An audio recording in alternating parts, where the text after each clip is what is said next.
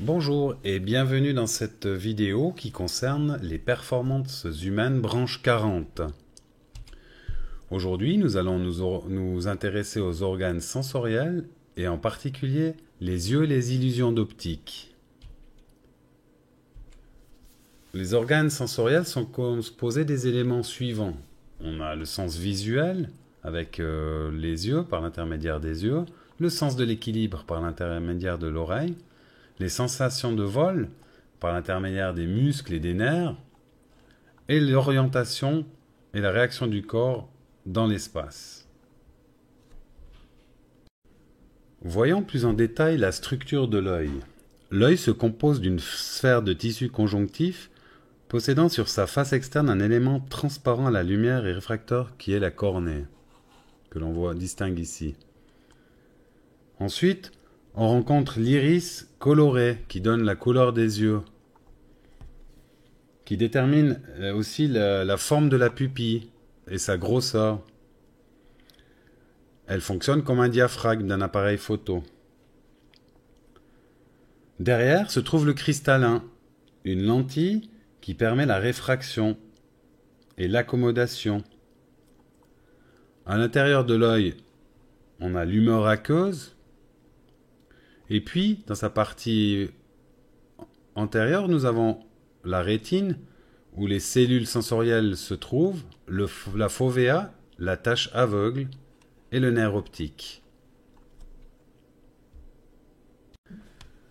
L'œil fournit 10 fois plus d'informations que tous les autres organes sensoriels ensemble. La variation de l'épaisseur de la lentille, du cristallin, modifie sa vergence exprimée en dioptrie, que l'on trouve par exemple dans les corrections des lunettes. La tache jaune, macula, c'est là où il y a la plus grande densité de cellules visuelles. C'est donc la zone où l'acuité visuelle est la plus grande. La tache aveugle, c'est l'endroit de sortie du nerf optique qui est relié jusqu'au cerveau. L'accommodation, elle permet la mise au point précise des objets que l'on regarde. Et puis aussi, par l'intermédiaire de la variation de la taille de la pupille, l'œil s'adapte aux conditions lumineuses. Plus il fait nuit, plus la pupille augmente de taille, et plus il fait jour, plus la pupille diminue. Voyons plus en détail l'arrière-plan de l'œil, le fond de l'œil. On constate le macula et la papille, ou tache aveugle. La tache aveugle, c'est l'endroit où le nerf optique relie au cerveau. Et c'est un endroit où il n'y a pas de cellules sensorielles, donc il n'y a pas de réception de lumière et d'image. Ici, nous voyons aussi que tous les vaisseaux sanguins rétiniens convergent vers la macula.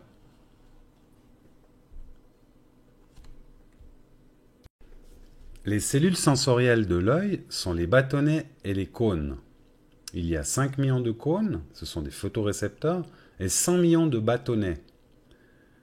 Les cônes, eux, s'occupent de la vision des couleurs à haute résolution. Les bâtonnets, eux, servent pour la vision périphérique et la vision avec peu de lumière. Ils réagissent à la longueur d'onde de la lumière. Voyons la différence entre la vision de jour et la vision de nuit. Sur la rétine, dans la périphérie, hors du centre, se trouvent les bâtonnets. Grâce à ces cellules, nous pouvons identifier les mouvements avec la vision périphérique. Elle est plus sensible à la clarté. Par contre, les bâtonnets ont une vision en noir et blanc et une netteté pas très bonne. Donc, ça explique pourquoi la nuit on voit mieux avec la périphérie que le regard fixé sur quelque chose. Au centre, on a les cônes et donc on arrive bien à voir les couleurs de jour. On balaye avec notre œil à droite à gauche pour avoir une vision globale. On peut dire qu'au milieu de l'œil, on voit rien dans l'obscurité et dans sa zone périphérique, on voit la clarté mais seulement en noir et blanc.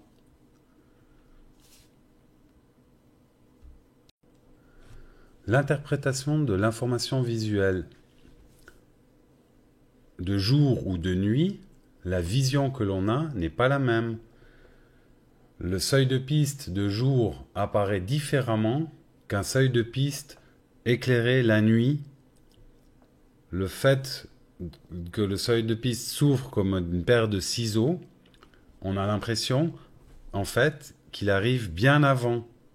Et c'est une perspective différente suivant le jour et la nuit. La vision est une activité cérébrale. Lisez le texte ci-dessous, même s'il vous apparaît un peu étrange.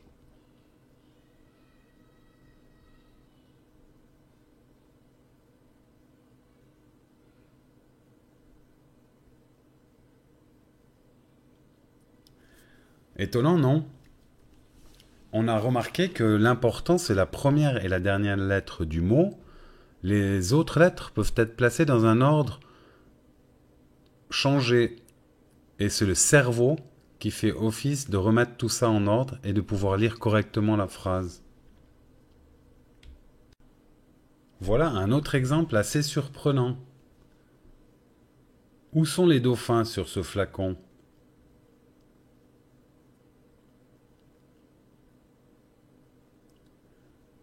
Vous voyez plutôt un couple enlacé ou quelques dauphins? Regardez les dauphins, ici avec la tête en bas en plus sombre, un dauphin plus sombre ici, un dauphin plus sombre ici et ici. C'est donc bel et bien le cerveau qui nous permet à la fois de voir un couple enlacé ou quelques dauphins.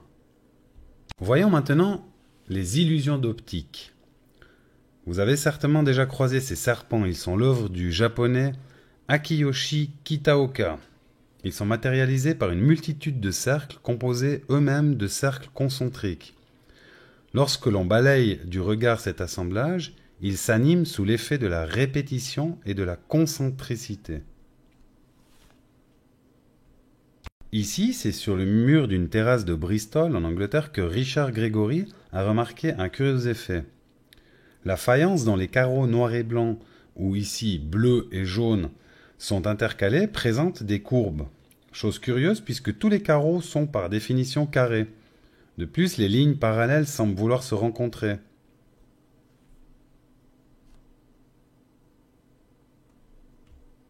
Voyons maintenant les différents défauts de vision. Et pourquoi faut-il porter des lunettes? Nous avons tous, dans un premier temps, la myopie. L'œil est trop allongé, l'image se forme en avant de la rétine et la vision est nette de près et floue de loin. Nous avons l'hypermétropie, l'œil est trop court, l'image se forme en arrière de la rétine, la vision est floue de près et nette de loin quand l'hypermétropie est faible, et elle est floue de près et de loin quand l'hypermétropie est forte. Nous avons aussi la presbytie, qui est un trouble de la vision dû au vieillissement, et c'est naturel. Aux âges de 45-50 ans, la vision est floue de près, l'œil n'arrive plus à accommoder quand l'on regarde des objets qui sont près. Voyons maintenant l'apprentissage du pilotage. Que se passe-t-il dans le cerveau? La programmation, par exemple, de la mémoire visuelle pendant l'atterrissage.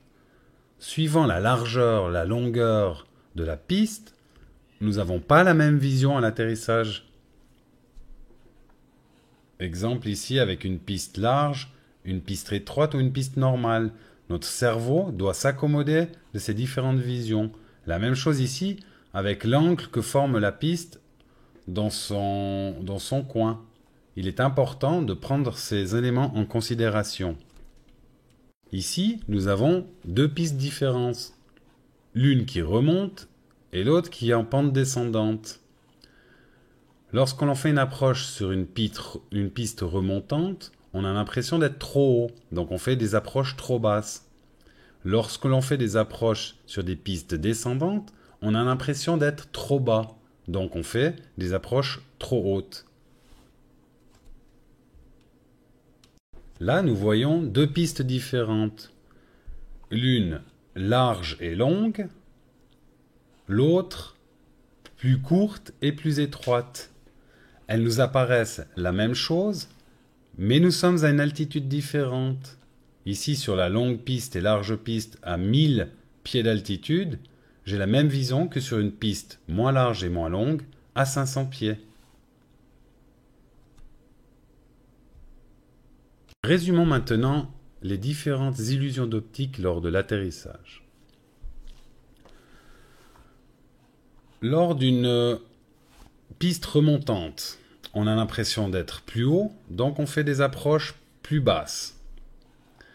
Sur une piste plus étroite que d'habitude, on a l'impression d'être plus haut, on fait des approches plus basses. Sur un terrain sans signe distinctif, on a l'impression d'être plus haut, on fait des approches plus basses. Sur un terrain en pente descendante, on a l'impression d'être moins haut, donc on fait des approches plus hautes. Sur une piste plus large que d'habitude, on a l'impression d'être moins haut, donc on fait des approches plus hautes. Sur des pistes d'atterrissage éclairées et très claires, nous pensons que nous avons moins de distance, donc on fait des approches hautes. La nuit, sur un terrain sans lumière, on a l'impression d'être trop haut, donc on fait des approches trop basses. La nuit, sur un terrain sans lumière, avec beaucoup de lumière par contre sur la piste, on a l'impression qu'il y a moins de distance, donc on fait des approches plus hautes et on fait un arrondi prématuré. Et pour finir, voilà la vision d'un cockpit en pleine phase d'atterrissage. Merci pour votre attention. C'était les performances humaines, discipline 40. À tout bientôt.